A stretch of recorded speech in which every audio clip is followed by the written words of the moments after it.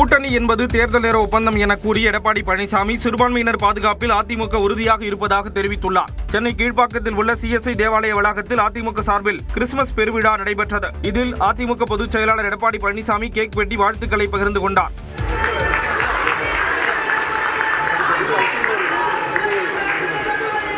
தொடர்ந்து மேடையில் பேசிய எடப்பாடி பழனிசாமி சிறுபான்மையினரின் வாக்குகளை பெற திமுக கபட நாடகம் ஆடுவதாக விமர்சித்தார். சிறுபான்மை மக்களின் உரிமைகள் இந்திய அரசியலமைப்பு சட்டத்தில் சொல்லப்பட்டபடி காக்கப்பட வேண்டும் என்பதில் என்றும் உறுதியாக இருக்கின்ற இயக்கம் அனைத்து இந்திய அண்ணா திராவிட முன்னேற்ற கழக இயக்கம்.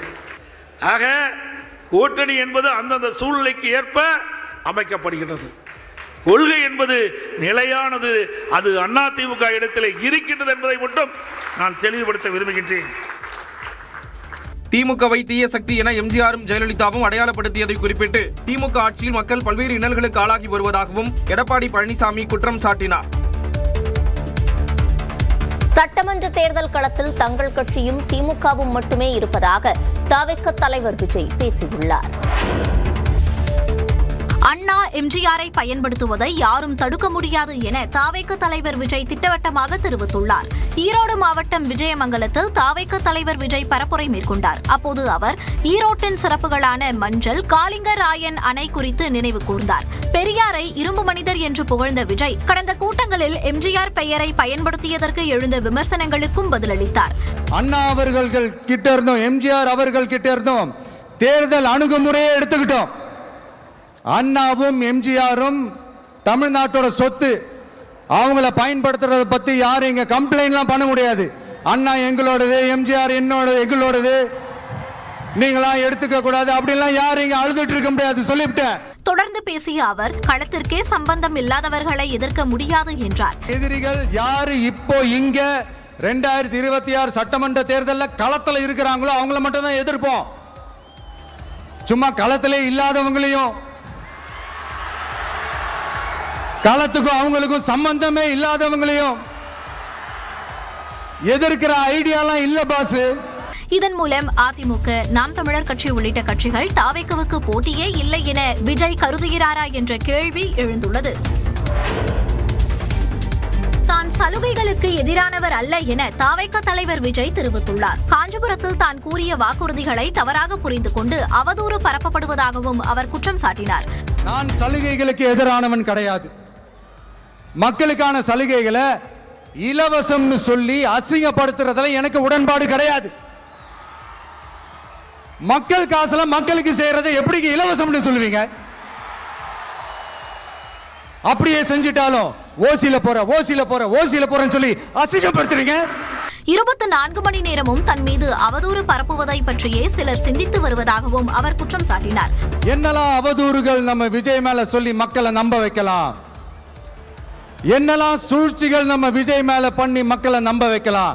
இப்படி சூழ்ச்சிகளை மட்டுமே நம்பி பொழப்ப நடத்துற சில சூழ்ச்சிக்கார கூட்டங்கள் இதை தொடர்ந்து செஞ்சுக்கிட்டு தான் இருக்கு. ஆனா அவங்களுக்கு தெரியாது இது இன்னைக்கு நேத்து வந்த உறவு இல்ல. கிட்டத்தட்ட 30-33 வருஷத்துக்கு மேல இருக்கிற உறவு. 10 வயதில் சினிமாவிற்குள் வந்ததிலிருந்து தனக்கும் மக்களுக்கும் இடையே உறவு இருப்பதாகவும் விஜய் கூறினார். திமுகவை தீய சக்தி என்று சாடிய விஜய் தவிகவை தூய சக்தி என பெருமிதம் தெரிவித்துள்ளார். நாமக்கல் கூட்டத்திற்கு பிறகு மீண்டும் ஜெயலலிதா பெயரை மேடையில் பயன்படுத்திய விஜய் திமுகவை கடுமையாக விமர்சித்தார். மேடம் ஜெயலலிதா மேடம் அவங்களும் ஒரே வார்த்தையில சொல்லி இந்த திமுகவை காலி பண்ணாங்கல்ல. நான் கூட யோசிப்பேன், ஏன் இவ்வளவு ஹார்ஷா பேசுறாங்க, ஏன் இவ்வளவு ஹார்ஷா அவங்கள திட்டுறாங்கன்னு யோசிச்சது உண்டு. இப்பதானே புரியுது. அவங்க 2 பேரும் சொன்னதை இப்ப நானும் ரிப்பீட் பண்றேன். திமுக ஒரு தீய சக்தி, தீய சக்தி, தீய சக்தி, தீய சக்தி. டிவிகே ஒரு தூய சக்தி. தொடர்ந்து பேசிய விஜய் செங்கோட்டையன் போன்று மேலும் சிலர் தவிகவுக்கு வர இருப்பதாகவும் தெரிவித்தார். விஜய் உரையாற்றி முடித்ததும் அவருக்கு செங்கோலை தவிக நிர்வாகி குழு ஒருங்கிணைப்பாளர் செங்கோட்டையன் பரிசாக அளித்தார்.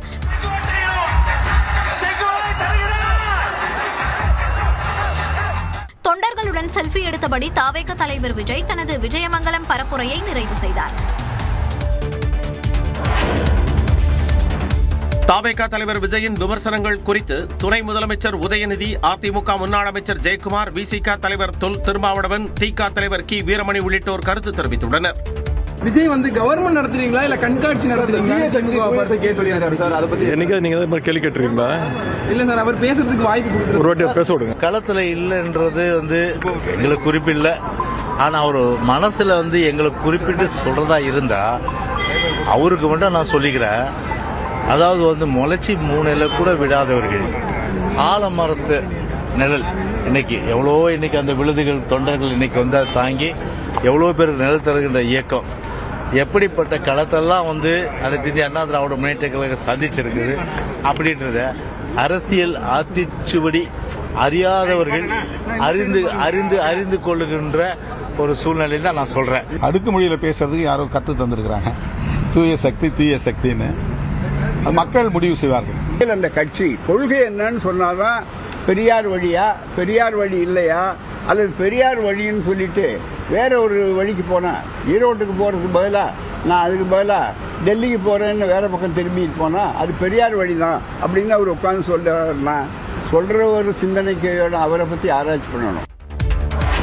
தம்பி கீழே இறங்கு, தம்பி கீழே இறங்குப்பா, ப்ளீஸ் கீழே இறங்குப்பா. Okay, thank you. கீழே இறங்குங்க. நீ இறங்கினாதான் புத்தம் கொடுப்பேன். கட்டுப்பாட்டை மீறிய தொண்டரை தவேக தலைவர் விஜய் கண்டித்த காட்சியே இது. ஈரோடு விஜயமங்கலத்தில் விஜய் பரப்புரை மேற்கொண்ட போது கூட்டத்தில் தொண்டர் ஒருவர் கட்டுப்பாட்டை மீறி கம்பத்தின் உச்சியில் ஏறினார். இதனை கவனித்த விஜய் உடனடியாக தனது பேச்சை நிறுத்தி தொண்டரை நோக்கி கீழே இறங்குமாறு கண்டித்தார். தம்பி கீழே இறங்கு, தம்பி கீழே இறங்குப்பா, ப்ளீஸ் கீழே இறங்குப்பா. Okay, thank you. கீழே இறங்குங்க. நீ இறங்கினாதான் புத்தம் கொடுப்பேன்.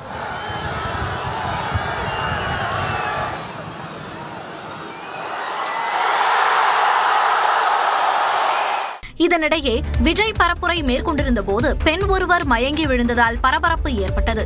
உடனடியாக அவர் மருத்துவ முகாமிற்கு கொண்டு செல்லப்பட்டார். மக்களை ஏமாத்துறது யாரோட ஆட்சி இல்லைங்க. அடுத்து ரொம்ப முக்கியமா, கூட்டம் முடிந்ததும் கோவையை நோக்கி விஜய் சென்று கொண்டிருந்த போது அவரது வாகனத்தை தவேக தொண்டர்கள் பின்தொடர்ந்தனர்.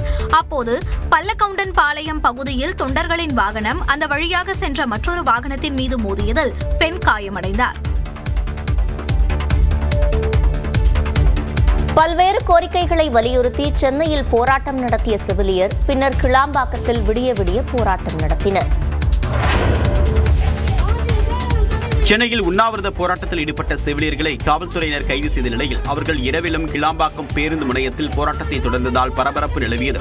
திமுக தேர்தல் வாக்குறுதி மற்றும் 356 செவிலியர் பணி நிரந்தரம் உள்ளிட்ட கோரிக்கைகளை வலியுறுத்தி சென்னை சிவானந்தா சாலையில் தமிழ்நாடு செவிலியர்கள் மேம்பாட்டு சங்கத்தின் சார்பில் நேற்று நடைபெற்ற உண்ணாவிரத போராட்டத்தில் 1000க்கும் மேற்பட்ட செவிலியர்கள் கலந்து கொண்டனர். இந்நிலையில் மாலை 7 மணி அளவில் செவிலியர்களை காவல்துறையினர் கைது செய்து வாகனத்தில் ஏற்றியதால் சலசலப்பு ஏற்பட்டது.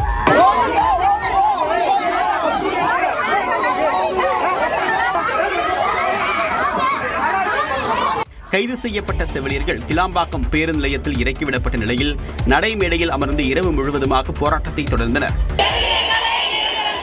காவல்துறையும் தமிழக அரசும் நடந்துக்கிறது மிகவும் கண்டிக்கத்தக்கது. எங்களது நியாயமான கோரிக்கை. இந்த கோரிக்கைக்காக நாங்கள் இன்னைக்கு மக்கள் மத்தியில் உட்கார்ந்து எங்களுடைய பிரச்சாரத்தையும் எங்களுடைய போராட்டத்தையும் நாங்கள் கண்டினியூ பண்ண போறோம். இதனிடையே செவிலியர்களுடன் பேச்சுவார்த்தையில் காவல்துறையினர் ஈடுபட்டனர். பிறகு அவர்களை அங்கிருந்து அப்புறப்படுத்தி குடுவாஞ்சேரி அருகே தனியார் மண்டபத்தில் தங்க வைக்கப்பட்டிருக்கும் நிலையில்